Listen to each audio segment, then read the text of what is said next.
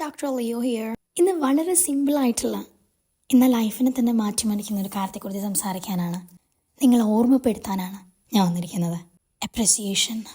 മറ്റുള്ളവരെ അഭിനന്ദിക്കാനും പ്രോത്സാഹിപ്പിക്കാനും നമ്മൾ തയ്യാറാണോ എന്ന്. ഒരു കുഞ്ഞ് ജനിച്ചു വീഴുന്നത് മുതൽ അവൻ ആഗ്രഹിക്കുന്നുണ്ട്. അവൻ്റെ ആദ്യമായിട്ട് പിച്ചു വെച്ച് തുടങ്ങുമ്പോൾ, ആദ്യമായിട്ട് അവൻ അമ്മ ചാന്ന് വിളിക്കുമ്പോൾ, നിങ്ങൾ അവനെ അംഗീകരിക്കുമ്പോൾ, എൻകറേജ് ചെയ്യുമ്പോൾ അവൻ്റെ മുഖത്ത് വരുന്ന ആ പുഞ്ചിരി മറ്റൊന്നും കൊണ്ടല്ല, ലോകം തന്നെ കീഴടക്കിയ ആനന്ദത്തോടെ അവൻ തുള്ളിച്ചാടുന്നത് അവന് കിട്ടിയ ആദ്യത്തെ അംഗീകാരത്തിൻ്റെ മധുരം കൊണ്ടാണ്.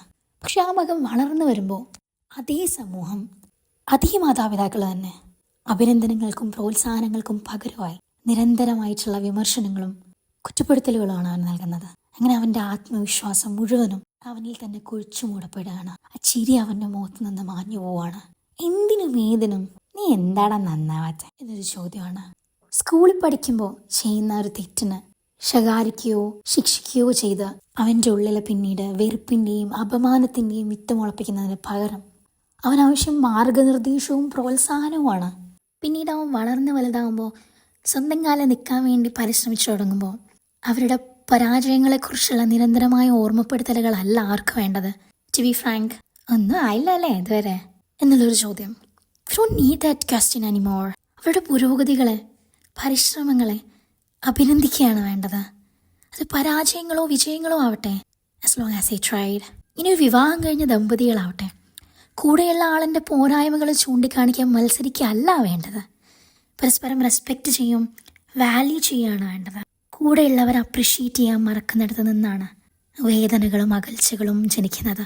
അതൊരു അച്ഛനും മകനും ആവട്ടെ, ഭാര്യയും ഭർത്താവും ആവട്ടെ, ഈവൻ നിങ്ങൾ ജോലി എടുക്കുന്നിടത്ത് ബോസും അവിടുത്തെ എംപ്ലോയിയും ആവട്ടെ, തെറ്റുകളിൽ മാത്രം നിങ്ങൾ ഫോക്കസ് ചെയ്യുമ്പോൾ അവിടെ നഷ്ടപ്പെടുന്നത് അവരുടെ മനസ്സമാധാനവും ആത്മവിശ്വാസവും മെൻ്റൽ ഹെൽത്തുമാണ്. അതേസമയം ഒരു ചെറിയ കാര്യത്തിന് പോലും if you start to stay thus, നീ അങ്ങനെ ചെയ്താൽ നന്നായിട്ടോ എന്ന് നിങ്ങളൊന്ന് പറഞ്ഞു നോക്കൂ. വർഷങ്ങളോളമുള്ള പല പിണക്കങ്ങളും ഇണക്കങ്ങൾക്ക് വഴിമാറുന്നത് നിങ്ങൾക്ക് കാണാൻ പറ്റും. That happens the magic. നിങ്ങളുടെ ഒരു പ്രോത്സാഹനമായിരിക്കും പിന്നീട് അവർക്ക് മുന്നോട്ട് പോകാനുള്ള, ഉയരങ്ങൾ കീഴടക്കാനുള്ള പ്രചോദനമായി തീരുന്നത്. വളർന്നു വരുന്ന തലമുറ അവരുടെ കഴിവുകൾ കണ്ടെത്താനും അതിനെ ചെറിഷ് ചെയ്ത് പിന്നീട് അവർ തന്നെ നിങ്ങളുടെ അഭിമാനമായി മാറുന്ന നിമിഷവും ഒട്ടും വിദൂരമല്ല. അങ്ങനെ ലോകത്തിന് ഒരുപാട് പ്രതിഭകളെ സമ്മാനിക്കാൻ നമുക്ക് കഴിഞ്ഞിരിക്കും. അതിലോരോരുത്തരും ഇപ്പം നിങ്ങളുടെ കൂടെ ഇരിക്കുന്നവർ തന്നെ ആയിരിക്കും.